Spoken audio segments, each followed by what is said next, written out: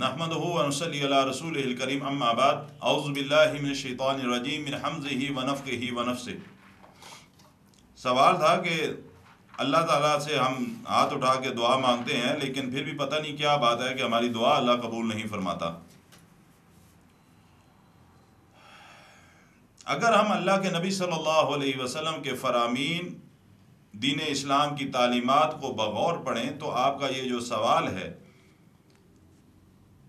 اس سوال سے جو چیز سامنے آتی ہے، میں سمجھتا ہوں کہ اب اللہ کے اوپر توکل کے اندر کمزوری آ رہی ہے۔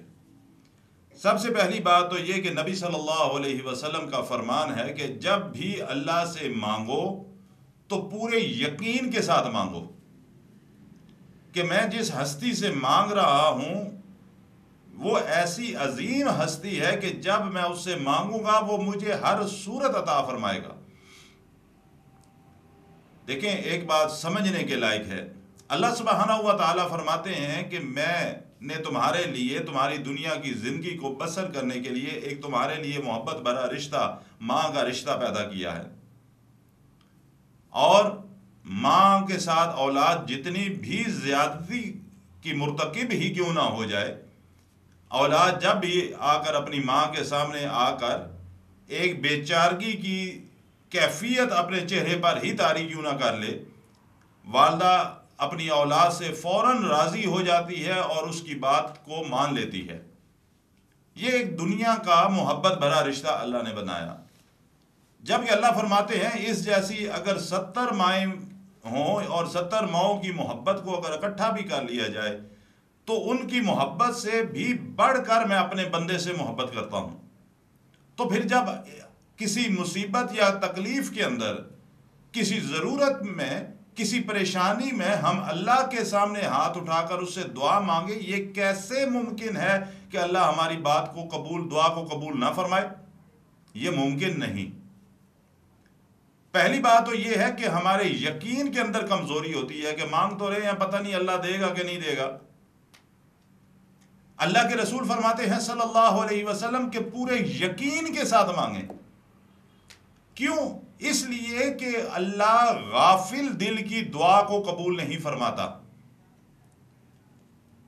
حدیث کے جو لفظ ہے کہ اللہ غافل دل کی دعا کو قبول نہیں فرماتا۔ غافل دل کیا؟ ہاتھ ہم نے اٹھائے ہوئے ہیں، منہ سے ہم الحمدللہ رب العالمین الرحمن الرحیم پڑھے ہیں، ربنا ظلمنا پڑھے ہیں، دماغ ہمارا کہیں اور ہے، دل کہیں اور سوچوں میں پڑا ہوا ہے۔ ایسی دعا اللہ تعالیٰ قبول نہیں فرماتا۔ دعا مانگتے وقت یقین بھی ہو، اور یقین اس وقت ہوتا ہے جب دل اور دماغ کی تائید اس کے ساتھ شامل ہو، دل بھی اس طرف متوجہ ہو، دماغ بھی اسی طرف متوجہ ہو، یقین اس وقت پورا ہوتا ہے۔ اللہ کے نبی فرماتے ہیں صلی اللہ علیہ وسلم، اللہ سبحانہ و تعالیٰ اپنے بندے کی دعا کو ہر صورت قبول فرماتا ہے۔ ہاں، اس کی قبولیت کے 3 طریقے حدیث کے اندر آئے ہیں جو میں عرض کرنا چاہوں گا۔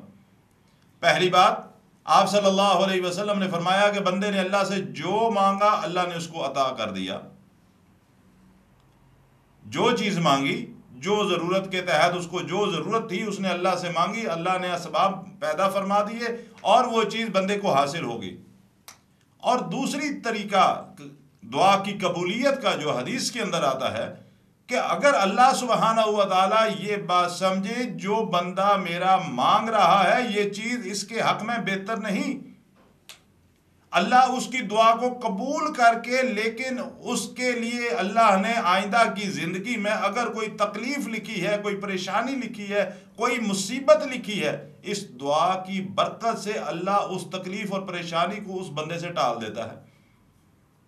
دعا دونوں صورتوں میں قبول ہوگی۔ اور تیسری صورت، اللہ کے رسول فرماتے ہیں صلی اللہ علیہ وسلم، اگر اللہ سبحانہ و تعالیٰ کی ذات یہ سمجھے کہ یہ بندہ جو مجھ سے مانگ رہا ہے یہ اس کی دنیا کی زندگی کے لیے اس کے لیے بہتر نہیں ہے، اللہ اس بندے کے نامہ اعمال میں اس دعا کو محفوظ کر دیتے ہیں اور قیامت کے دن اس دعا کا اجر اللہ سبحانہ و تعالیٰ اس بندے کو عطا فرمائیں گے۔ دعا تو تینوں صورت میں قبول ہوگی۔ اگر کوئی جائز تھی یا اس وقت اللہ نے سمجھا، مناسب سمجھا کہ اس کو ضرورت ہے، اللہ نے فوراً عطا کر دیا۔ دوسرا اس کے بدلے میں تکلیف ٹال گئی، تیسرا پھر بھی قیامت تک کے لیے محفوظ ہو گئی۔ اس لیے میرے بھائی دعا اللہ ہر صورت قبول کرتا ہے، پورے یقین کے ساتھ اور غفلت سے بچ کر اللہ کے اوپر، اللہ کی ذات پر پورے یقین کے ساتھ ہاتھ اٹھا کر اس سے دعا مانگا کرو، انشاءاللہ اللہ سبحانہ و تعالیٰ دنیا میں بھی اجر عطا فرمائے گا، اور اگر دنیا میں مناسب نہ ہوا تو انشاءاللہ قیامت کے دن اس کا بدلہ اللہ ضرور عطا فرمائے گا۔ اللہ مجھے بھی اور آپ کو بھی عمل کی توفیق عطا فرمائے۔